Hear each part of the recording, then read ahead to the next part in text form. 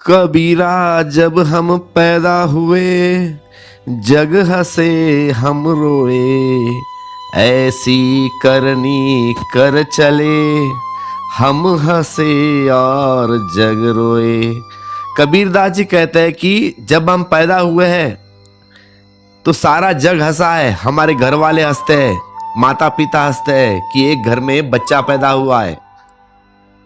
तो आगे कबीर कहते हैं कि ऐसी करनी जिंदगी में करनी ऐसी कर, जाते वक्त हम हंसे और सारा जग रोए। कबीर तो जुलाए है और उनके प्रतीक भी ना जुलाए के प्रतीक है, लेकिन जुलाए के प्रतीक में भी उन्होंने वह सब कह दिया जो उपनिषद नहीं कह पाते। वेद जिसने कहने में थक जाते हैं, बुद्ध और महावीर वह सब कह दिया जो उपनिषद कह पाते हैं।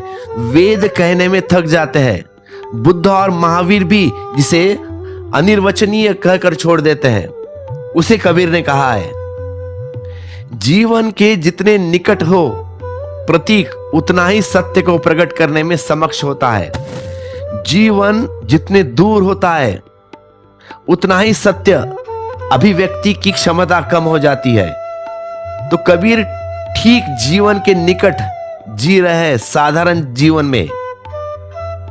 और ध्यान रहे, दुनिया में कोई असाधारण जीवन नहीं है, साधारण में ही असाधारण छिपा है। और जो असाधारण होने की कोशिश करेगा वह साधारण से तो बच ही जाएगा, उसमें छिपे असाधारण से भी बच जाएगा।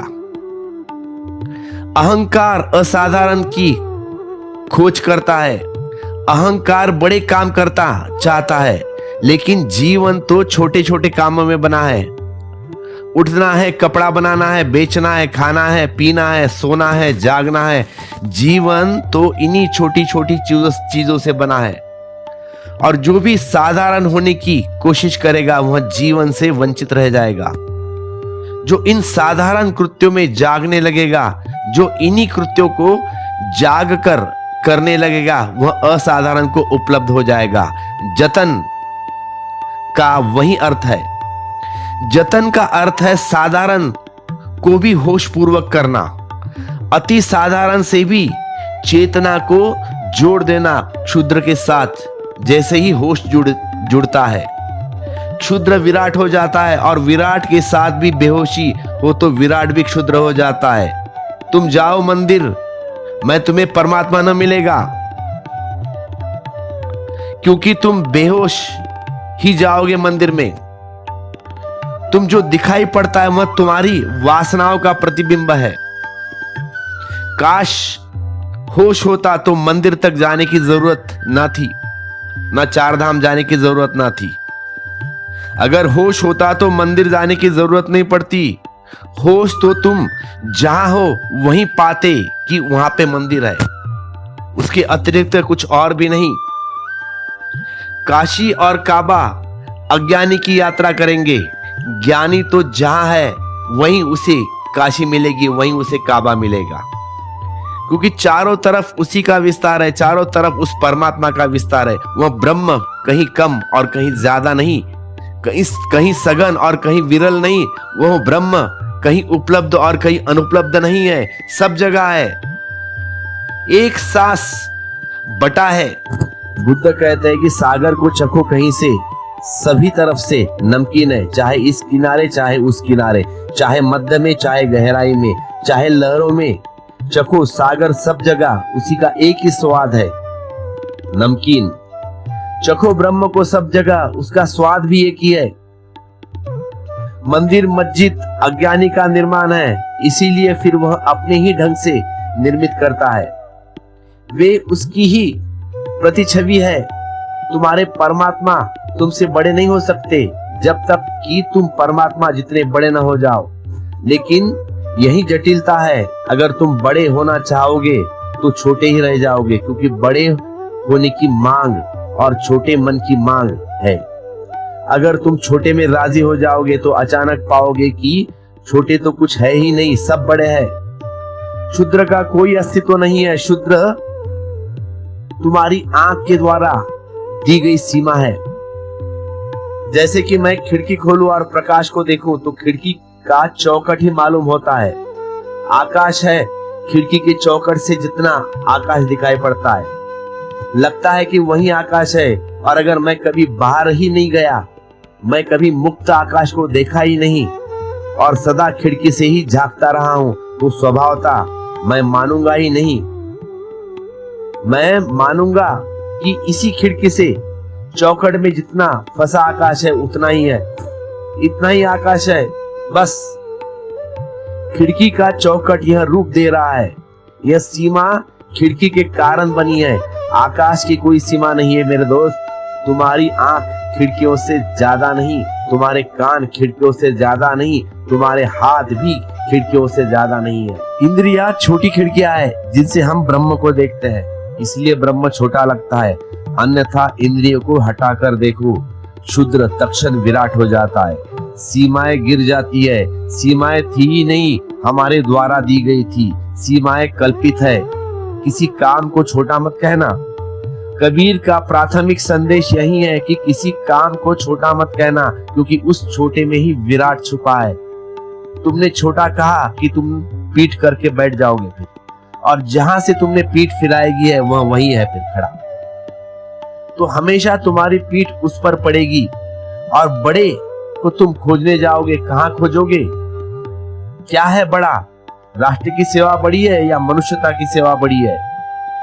कुर्बान हो जाना बड़ा है या शहीद हो जाना बड़ा है? ध्यान रहे, एक क्षण में शहीद होने की क्षमता किसी में भी है। क्षण भर में आत्महत्या कर लेने में कौन असमर्थ है? शहीदगी लगती है बहुत कठिन। कठिन नहीं, क्योंकि एक ही क्षण में निपटारा हो जाता है। सूली क्षण में लग जाती है, गोली क्षण में प्राणों में छिद जाती है। असली शहीद तो वे ही है जो जीवन के लंबे विस्तार में होश से जीते हैं, क्योंकि उनको सूली पूरे जीवन कंधे पर ढोनी पड़ती है। असली शहीद तो वे ही है जो क्षुद्र में विराट को खोजते हैं, और उनकी खोज भी कभी अखबारों में न छपेगी, न टेलीविजन पे आएगी, और कोई उन्हें फूल चढ़ाने न आएगा, कोई उनको गले में माला न पहनाने आएगा।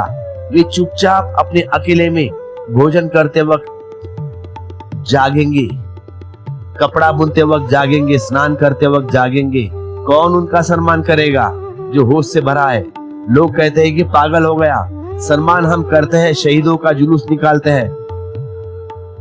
तुम भोजन करने में जाग गए, तुम जानो इससे हमें क्या प्रयोजन है। क्षुद्र की बात ही मत उठाओ, लोग कहेंगे, लेकिन क्षुद्र में ही विराट छिपा है, जैसे बीज में वृक्ष छिपा है। एक छोटे से बीज को तुम बो दो और विराट वृक्ष पैदा होता है। एक छोटे से बीज जतन का बीज है, वह है ध्यान का बीज। जो भी तुम करो ध्यान पूर्वक करो। लेकिन हमारी मनोदशा बड़ी अजीब है भाई। हम जब एक काम से उब जाते हैं तो हम विपरीत काम को तत्क्षण चुन लेते हैं, तुरंत। संसार से थक गए, संसार से थक जाओगे तो धार्मिक हो जाओगे। लेकिन जैसे बेहोशी संसार में थी, वैसी बेहोशी धार्मिकता में रहेगी हमेशा। सिर्फ कृत्य बदल गया, हम न बदले। पहले तुम दुकान में बैठते थे और रुपए गिनते थे, अब तुम मंदिर में बैठे हो, अब राम राम मंत्र जपने चले होते हो। क्या बदला? कुछ भी न बदला। रुपए कहते वक्त तुम बेहोश थे और राम राम की धुन करते वक्त भी तुम बेहोश होगे। तुम न बदले। रुपए कहते वक्त तुम बेहोश थे, राम कहते वक्त तुम बेहोश रहोगे। रुपए भी तुम्हारी नींद थी और राम भी तुम्हारी नींद होगी।